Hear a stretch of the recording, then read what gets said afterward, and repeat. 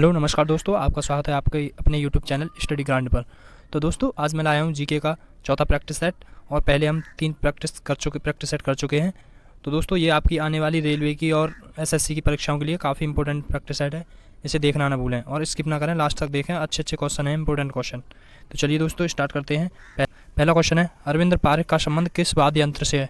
अरविंद पारेख का संबंध option number A tabla, B guitar, C बांसुरी या डी सितार।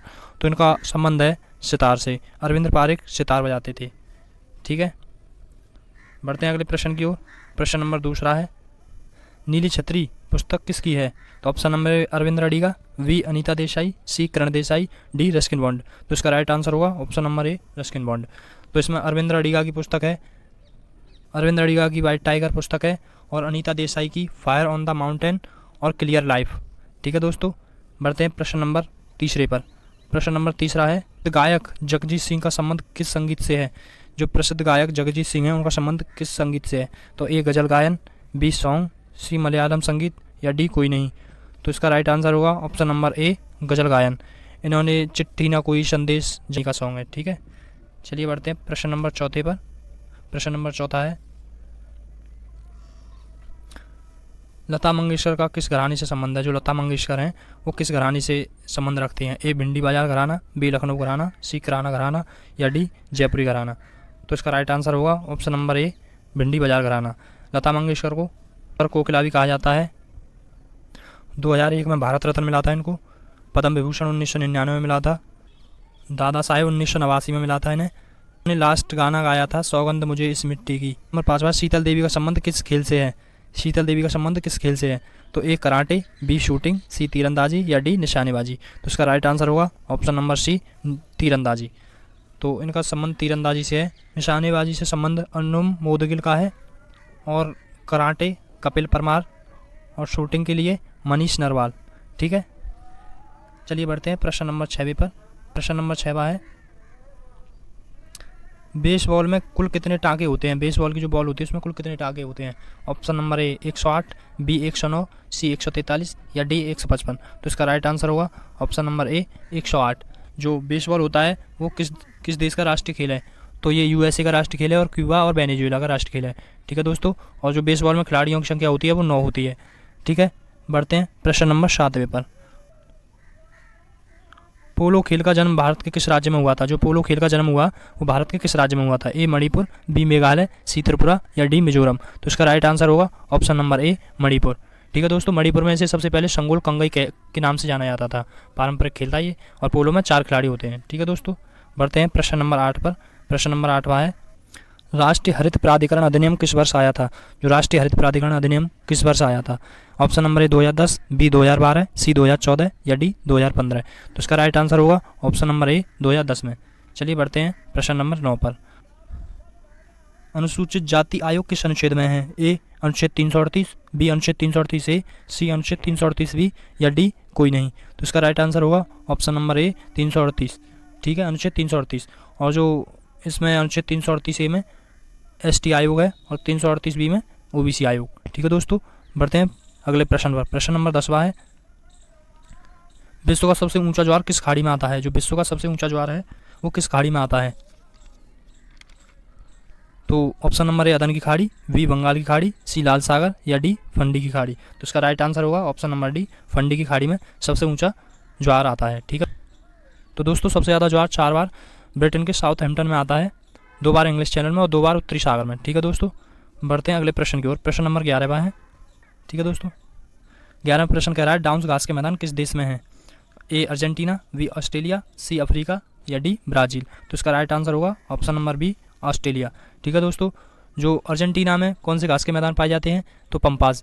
और अफ्रीका में पूछे तो बेल्ड और ब्राज़ील में पूछे तो कंपोज। ठीक है दोस्तों, बढ़ते हैं अगले प्रश्न की ओर। प्रश्न नंबर 12वां है, मलिक मोहम्मद जायसी द्वारा पद्मावत को किस सन में लिखा गया था? जो पद्मावत है वो मलिक मोहम्मद जायसी ने लिखी थी। ये तो सिंपल क्वेश्चन बन जाता है, लेकिन अब थोड़ा कंपटीशन बढ़ाने के लिए वो पूछेगा कि किस वर्ष लिखा गया था। तो ऑप्शन नंबर ए 1540, बी 1630 या सी 1832 या डी 1542। तो इसका राइट आंसर होगा ऑप्शन नंबर ए 1540 में। ठीक है दोस्तों, बढ़ते हैं प्रश्न नंबर 13 पर। प्रश्न नंबर 13वां है, बाबर ने कलंदर की उपाधि किस युद्ध के दौरान धारण की थी? जो बाबर ने कलंदर की उपाधि धारण की थी वो किस युद्ध के दौरान? तो ए खानवा, बी पानीपत, सी चंदेरी या डी घग्गर या घाघरा। तो इसका राइट आंसर होगा पानीपत के प्रथम युद्ध के दौरान। ठीक है दोस्तों, और इसमें जो बाबर ने गाजी की उपाधि किस युद्ध में धारण की थी? 1527 के खानवा युद्ध में। ठीक है, बढ़ते हैं प्रश्न नंबर 14वें पर। प्रश्न नंबर 14वां है चौसा का युद्ध किस वर्ष लड़ा गया था? तो चौसा का युद्ध किस वर्ष लड़ा गया था? ऑप्शन नंबर ए 1539, बी 1545, सी 1640 या डी 1645। तो इसका राइट आंसर होगा ऑप्शन नंबर ए 1539 में। बढ़ते हैं प्रश्न नंबर 15वें पर। 15वां प्रश्न है अकबर ने दास प्रथा को कब समाप्त किया? तो ए 1562, बी 1563, सी 1564 या डी 1575। तो इसका राइट आंसर होगा ऑप्शन नंबर ए 1562 में। जो अकबर ने और भी टैक्स थे वो खत्म किए थे। दास प्रथा 1562 में हो गई, तीर्थकर 1563, जजिया 1564 में और देश सालब प्रथा जो 1580 में समाप्त किया, मनसबदारी प्रथा को 1575 में समाप्त किया। ठीक है, और अकबर ने एक धर्म भी चलाया था, दीन इलाही धर्म, जो 1582 में। ठीक है, बढ़ते हैं अगले प्रश्न की ओर। प्रश्न नंबर 16वां है मुगल सिंहासन पर कब्जा करने से पहले शाहजहाँ को किस नाम से पुकारा जाता था? जो शाहजहाँ मुगल सिंहासन पर बैठा था तो उससे पहले उसको किस नाम से पुकारा जाता था? A Lakh Bakhsh, B Khurram, C Abul Fazl या डी नादिर उज्जमा। तो इसका राइट आंसर होगा option number A B Khurram के नाम से उसे पुकारा जाता था। ठीक है, बढ़ते हैं प्रश्न नंबर 17वें पर। 17वां प्रश्न है हमारा समतल दर्पण का प्रतिबिंब सदैव कैसा बनता है? समतल दर्पण का प्रतिबिंब पूछ रहा है तो ए आभासी सीधा, बी सीधा, सी उल्टा या डी आभासी व उल्टा। तो इसका राइट आंसर होगा ऑप्शन नंबर ए आभासी व सीधा। ठीक है दोस्तों, बढ़ते हैं प्रश्न नंबर 18वें पर। ठीक है, प्रश्न नंबर 18वां है जंग के कारण चांदी का रंग कैसा हो जाता है? तो जो जंग लग जाती है चांदी पे तो उसका रंग कैसा हो जाता है? ऑप्शन नंबर ए काला, बी नीला, सी पीला या डी लाल। तो चांदी का रंग ऑप्शन नंबर ए काला हो जाता है। ठीक है, जंग लगने से। बढ़ते हैं प्रश्न नंबर 19वें पर। प्रश्न नंबर 19वां जंतु जगत का सबसे बड़ा संघ कौन सा है? तो जंतु जगत का सबसे बड़ा संघ है option number A Arthropoda, B Placozoa, C Cnidaria या डी नमतोड़ा। तो इसका राइट आंसर होगा ऑप्शन नंबर ए आर्थ्रोपोडा। जो आर्थ्रोपोडा संघ है इसमें बिच्छू, मछली, कीड़े, मकड़ी, मक्खी, कीट मतलब सभी कीट आते हैं। ठीक है, बढ़ते हैं हमारे आखिरी प्रश्न पर। तो हमारा लास्ट प्रश्न ये रहेगा 19 जुलाई 1969 को कितने बैंकों का राष्ट्रीयकरण किया गया था? तो ऑप्शन नंबर ए 14, बी 6, सी 8 या डी 10। तो इसका राइट आंसर होगा ऑप्शन नंबर ए 14 बैंकों का राष्ट्रीयकरण किया गया था और 1980 में 6 बैंकों का राष्ट्रीयकरण किया गया था। ठीक है दोस्तों, और हम आपको देके जा रहे हैं लास्ट सवाल। ये सवाल आप सॉल्व करेंगे, इसका उत्तर आप कमेंट बॉक्स में बताएंगे। ठीक है, बाजरा उत्पादन में भारत का प्रथम राज्य कौन सा है?